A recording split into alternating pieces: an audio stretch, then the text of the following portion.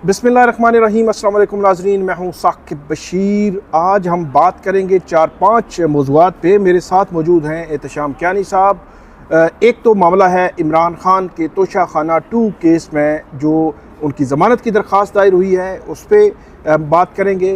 इंतज़ार हैदर पंजोता जो focal person है इमरान खान के, उनके हवाले से एक अहम और बड़ी खुशखबरी हुकूमत की जानिब से आज दी गई है। वो क्या है, उसके क्या असरात हो सकते हैं। 190 मिलियन पाउंड केस की समाअत अडियाला जेल में चल रही है, उसमें क्या पेशरफ्त हो सकती है। आज़म सवाती के केस में जिनके हवाले से जज अबुल हसनात मोहम्मद जुल्करनैन के हवाले से बड़े सख्त रिमार्क्स आए थे 2 दिन कबल जस्टिस मियां गुल हसन औरंगज़ेब के, कल उन्होंने उस पर अफसोस का इज़हार भी किया। उस केस में भी आज आज़म सवाती यहाँ पे आए थे, उसमें क्या हुआ है। और आखिर में हम आफिया सदीकी केस की भी बात करेंगे। शुरू करते हैं एहतशाम कियानी साहब। इंतज़ार हैदर पंजोता 8 अक्टूबर से वो लापता हैं इस्लामाबाद से। तकरीबन 4-5 बजे से 8 अक्टूबर शाम 4-5 बजे से उनका किसी से रब्ता नहीं। उसके बाद से आज तक वो लापता है और आज है 1 नवंबर। तो तकरीबन आप ये कह सकते हैं कि 20-22-24 दिन जो है वो हो चुके हैं। और आज की जो समाअत थी उसका अहवाल पूछते हैं एहतशाम कियानी साहब से, और इनसे ये भी पूछेंगे कि 8 अक्टूबर से आनवर्ड जो समाअतें होती रही हैं, कब कब क्या क्या होता रहा। जी कियानी साहब, क्या खुशखबरी है इंतज़ार हैदर पंजोता के केस में। साकिब बशीर साहब आज अटॉर्नी जनरल आए थे कोर्ट में और लास्ट डेट ऑफ हियरिंग पे उन्होंने कहा था कि मैं फ्राइडे को खुशखबरी सुनाऊंगा। तो खुशखबरी उन्होंने इस हद तक सुनाई है कि अगले 24 घंटे में इंतज़ार पंजोता वापस आ जाएंगे। ठीक है। तो अटॉर्नी जनरल साहब ने सिर्फ ये नहीं कहा कि वो वापस आ जाएंगे, उन्होंने कहा कि उनको आई एम श्योर कि अगले 24 घंटे में उनको ट्रेस कर लिया जाएगा और रिकवर कर लिया जाएगा। अच्छा। तो ट्रेस करने से 24 घंटे पहले अटॉर्नी जनरल साहब को पता बताया कि वो ट्रेस कर लेंगे, कि हम ट्रेस कर लेंगे। अच्छा, है कहाँ पे ये बड़े पूरे एतमाद तरीके से उन्होंने कहा है कि वो ट्रेस कर लेंगे। 24 दिन से लापता एक वकील, उसको बड़ा अनफॉर्चुनेट है साहब, बड़ा अनफॉर्चुनेट है कि इस तरह जो है वो मामला हुआ है जी। तो ट्रेस भी करेंगे और रिकवर भी करेंगे। और ये 24 घंटे कब शुरू हो चुके हैं सर। अच्छा, कल इस वक्त से पहले तकरीबन 10 बजे तक का उन्होंने कहा। अच्छा, कल 10-11 बजे, मतलब ये 10 बजे का उन्होंने बस कहा था कि 10 बजे कल जो है वो 10 बजे तक जो है वो उनकी रिकवरी हो जाएगी। और अटॉर्नी जनरल साहब जो है इंतज़ार पंजोता की फैमिली के मेंबर भी थे, उनसे भी बात कर रहे थे कि उनको भी उन्होंने यही यकीन दहानी कराई कि कल 10 बजे तक, मतलब हफ्ते के दिन 2 नवंबर सुबह 10 बजे तक इंतज़ार पंजोता उससे पहले वापस आ जाएंगे। अब शाम को आते हैं, रात को आते हैं, या अला सुबह किसी जो है वो एक शाहराह के साइड पे वो खड़े हुए किसी को कॉल करके बता रहे होंगे कि मैं फलां जगह पे हूँ, मुझे फलां जगह छोड़ गए हैं। साकिब साहब, बड़ा अनफॉर्चुनेट है ये जो अदालती प्रोसीडिंग है ना, इस तरह की प्रोसीडिंग से लोगों की के अगवा और उनको जबरी लापतगी जो है ना, जिन्हें जबरी तौर पर उठाया जाता है, उठा के कहीं ले जाया जाता है, 20-25 दिन बहुत ज़्यादा होते हैं। वो उसका सॉफ्टवेयर अपडेट की जो टर्म है ना, सॉफ्टवेयर अपडेट करने के लिए 20 से 25 दिन शुमाली इलाका जाओ, तो कहीं भी ले जाएं, सॉफ्टवेयर अपडेट कर दें और 25 दिन बाद आके अटॉर्नी जनरल साहब खुशखबरी दे रहे हूँ, तो ये खुशखबरी नहीं है, ये मुल्क के लिए खुशखबरी नहीं है, अलमिया है। ये एक तशवीशनाक सूरत हाल है कि एक आम शहरी भी उसके साथ ये नहीं होना चाहिए। एक वकील और दिन दिहाड़े इस्लामाबाद से लापता हुआ और उसके 24-25 दिनों के बाद ये जो है वो हुआ। तो मजीद क्या समाअत हुई, इस समाअत में क्या? पहले तो आपको ये बताऊं, इसी अदालत के लार्जर बेंच खुसूसी तौर पे बना हुआ है। जस्टिस मोहसिन अख्तर कियानी हर समाअत पे ये बात कर रहे हैं कि आपको समझ नहीं आ रही कि ये जो रिपोर्ट्स आप जो मिसिंग पर्सनस कमीशन है, इन्फोर्स डिसअपीयरेंसेस को से बाजियाबी के लिए कमीशन है, बाजियाब उसने कभी नहीं कराया, लेकिन वो कमीशन मौजूद है और वो हर बार एक वो डिक्लेरेशन देता है कि ये बंदा इन्फोर्स डिसअपीयर्ड हुआ है। तो वो उन्होंने कहा कि इन्फोर्स डिसअपीयरेंसेस की जो ये आप एक पूरी तवील फहरिस्त बनाते जा रहे हैं, ये आपको अपने मुल्क में तो नहीं लेकिन इंटरनेशनली ये आपको कल बड़ा नुकसान पहुंचाएगी। यही डाटा उठा के आपके सामने रख दिया जाएगा कि आपके मुल्क में ये हो रहा है, फिर आप किस तरह से जस्टिफाई करेंगे। हम इंटरनेशनली भी हमारी कोई रिकग्निशन है, मुल्क की स्टैंडिंग है, हम कहते हैं कि हमारे पड़ोसी ममालिक जो हैं वो वहाँ पे दुश्मन भी पाए जाते हैं, हॉस्टाइल कंट्रीज़ और एजेंसीज़ की हम बात करते हैं, तो ये डाटा कल आपके सामने आ सकता है। तो ये बड़ा अनफॉर्चुनेट है कि इस तरह शहरियों को अगवा किया जाता है, लापता किया जाता है, फिर वो बाजियाब होते हैं, पता चलता है कि वो कोई FIR थी, किसी का पता चलता है कि वो किसी शमाली इलाका जात गया हुआ था, और उसके बाद अदालत भी खामोश हो जाती है। वापस आने वाला बंदा जो भुगत के आता है सारी सिचुएशन को, वो उसके पास इतनी ताकत नहीं होती कि अब वो मज़ीद सिस्टम से जो है वो लड़े। ये बहरहाल चल रहा है। आज फैसल चौधरी एडवोकेट, उनकी जानिब से भी, उनके वकला की जानिब से, जो अली एजाज भुट्टर हैं, वो उनकी जानिब से यही अदालत को कहा गया कि फैमिली जो है 8 अक्टूबर से बड़ी ही मुश्किल सूरत हाल से गुजर रही है। बच्चे हैं वो उनका इंतज़ार कर रहे हैं, और अगर हमने इतना इंतज़ार किया है तो हम 24 घंटे मज़ीद जो है वो इंतज़ार कर लेते हैं। और अदालत ने भी फिर उम्मीद का इज़हार किया कि जो है वो इंतज़ार करें, और उम्मीद ज़ाहिर की कि कल तक वो जो है वो वापस आ चुके होंगे। फैसल चौधरी कहते हैं जी कि अटॉर्नी जनरल ने हमें उम्मीद दिलाई। इस अदालत का भी शुक्रिया, अटॉर्नी जनरल का भी शुक्रिया, बहुत शुक्रिया कि 22 दिन बाद, 24 दिन बाद बंदा वापस आ रहा है। एक इंसानी जो है वो ज़िंदगी का सवाल है, तो उसके लिए मेरा ख्याल है फिर वो इतना एग्रेसिव नहीं जाते कि अब क्या है, इंसानी ज़िंदगी को भी मद्देनज़र रखना है, तो उस पर फिर समाअत कल के लिए उन्होंने कहा रखें। लेकिन फिर अदालत ने कहा कि पीर के लिए हेयरिंग रख लेते हैं, और उन्होंने इस उम्मीद के साथ आज समाअत पीर तक मुलतवी हुई कि पीर के रोज़ कल इस वक्त तक जो है वो तकरीबन सुबह 10 बजे 11 बजे तक इंतज़ार बजौता जो है वो वापस आ चुके होंगे। और अगर वो नहीं आते तो नेक्स्ट डेट ऑफ हियरिंग पे अटॉर्नी जनरल दोबारा जो है वो पेश होंगे। आगे बढ़ते हैं। तोशा खाना 2 केस, इमरान खान का केस, इस केस में बुशरा बीबी की ज़मानत हो चुकी है। आज इमरान खान का केस लगा हुआ था इस्लामाबाद हाई कोर्ट में, उसमें क्या हुआ है?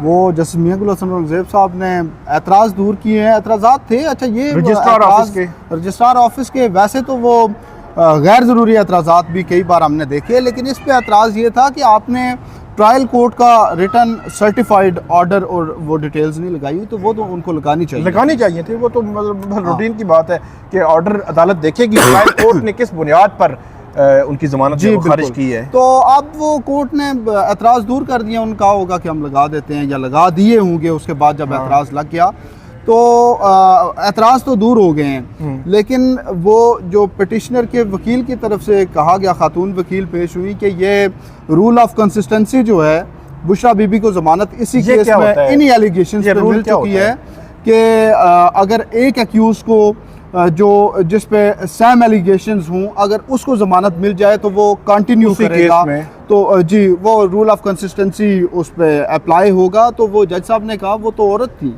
अच्छा खातून होने की थी, उनको ज़मानत दे दी गई, ये तो मर्द है, तो इस पे रूल ऑफ कंसिस्टेंसी कैसे अप्लाई होगा कि उसको अगर वो ग्राउंड्स मौजूद नहीं होंगे, मुख्तलिफ ग्राउंड्स पे इनको इस केस को देखा जाएगा। तो ये एक नई बात है, क्योंकि वकला के लिए एक उम्मीद की किरण थी कि इमरान खान की बेल उसी तरह से हो जाएगी, लेकिन अब वो जज साहब ने कहा कि नहीं, आपको ज़्यादा मेहनत करनी पड़ेगी। आप ये नहीं कह सकते कि इसी केस में बुशरा बीबी की क्योंकि ज़मानत हो चुकी है और उसी रूल के तहत जो उनके साथ शरीक मुल्ज़म हैं इमरान खान, उनकी भी ज़मानत हो जाएगी। उन्होंने कहा कि मर्द और औरत ये अलग अलग जो है वो, आज वैसे पता चला है हमें, हमारे लिए भी एक नई चीज़ है। देखते हैं कि कल जो नेक्स्ट हियरिंग होगी, ख़वातीन के लिए है ना वो ज़रा जी, खातून होने के नाते अदालतें ज़मानत देती हैं।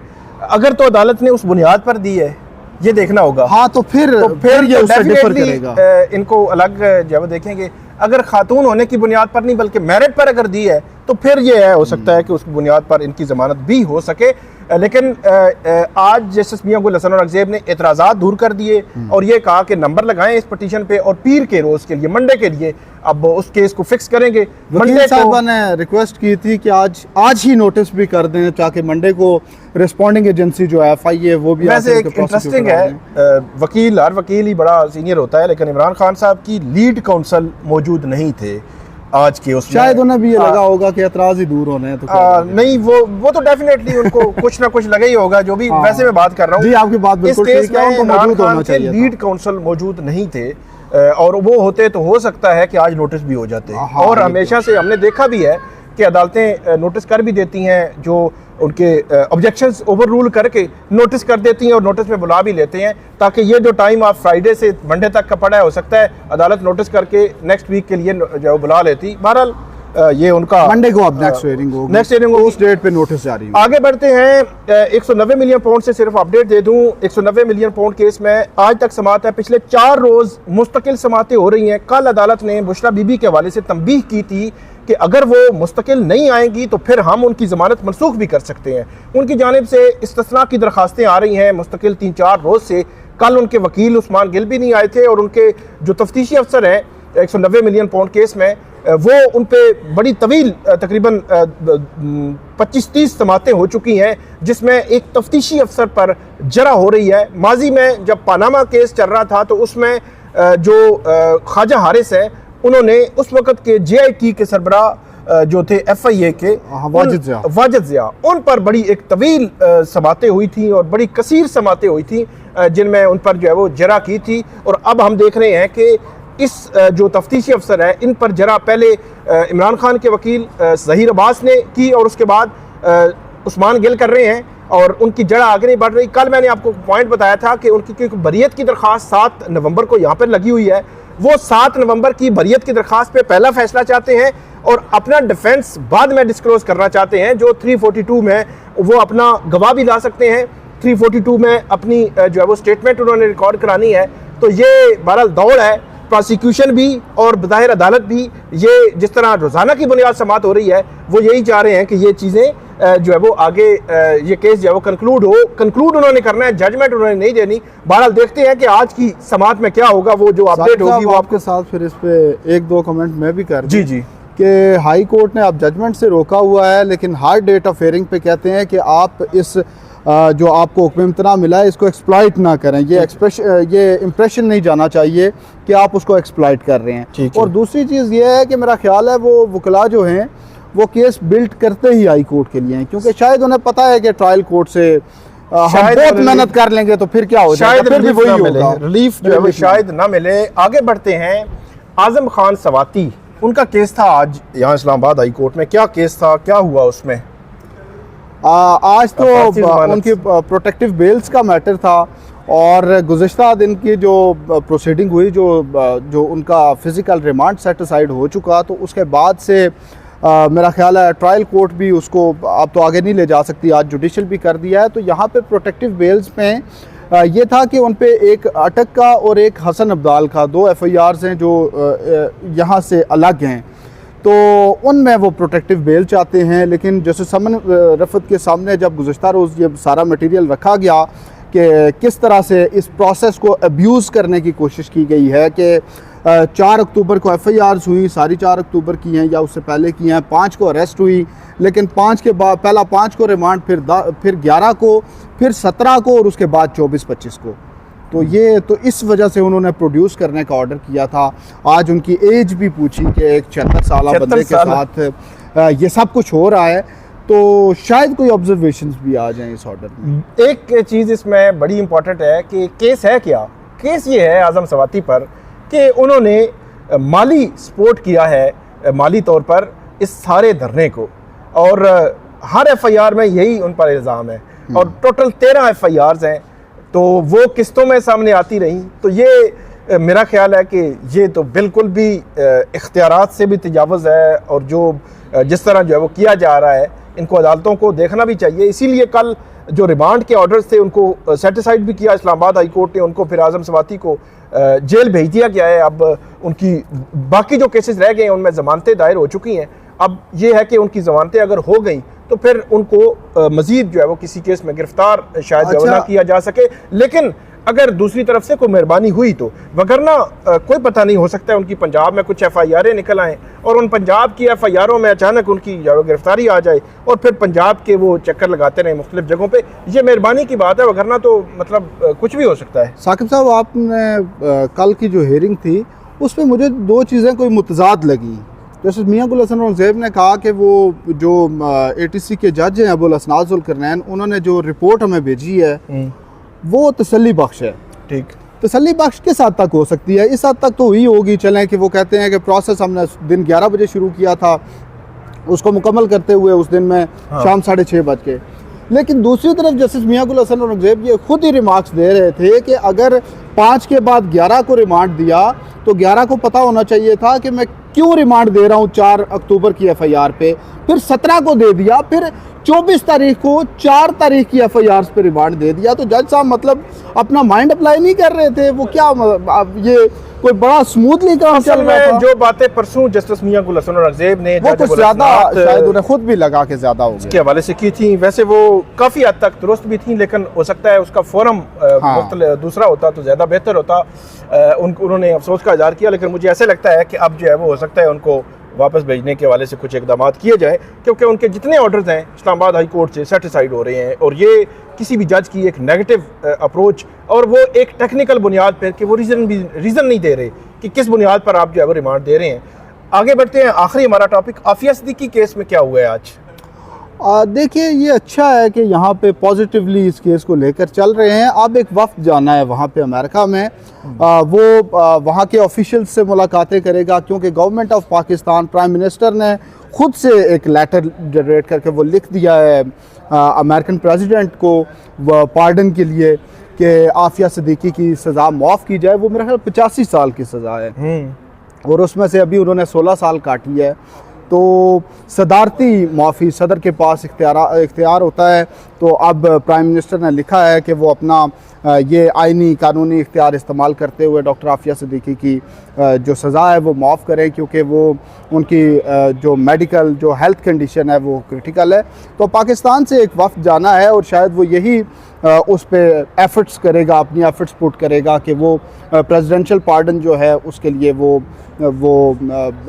माहौल कोई माहौल बनाया जाए। डॉक्टर एक जाएंगे, सेनेटर मुश्ताक होंगे, अनुशा रहमान होंगी और फौजिया सिद्दीकी होंगी। 4 रुकनी जो है वो ये वफ़द होगा और उसका डॉक्टर मुआयना करेंगे। ये सबसे अहम मामला है। बाकी तो चीज़ें चल ही रही हैं, कोशिश कर रहे हैं कि वो किसी तरीके से अमरीकी हुकूमत को मना सकें। बहुत जल्द इस हवाले से कोई पेशरफ्त होती नज़र नहीं आती, क्योंकि अमरीकी हुकूमत तब्दील होने लगी है। 5 नवंबर को वहाँ पे इलेक्शन होने जा रहे हैं और नए सदर आएंगे, नई पॉलिसीज़ के साथ आएंगे।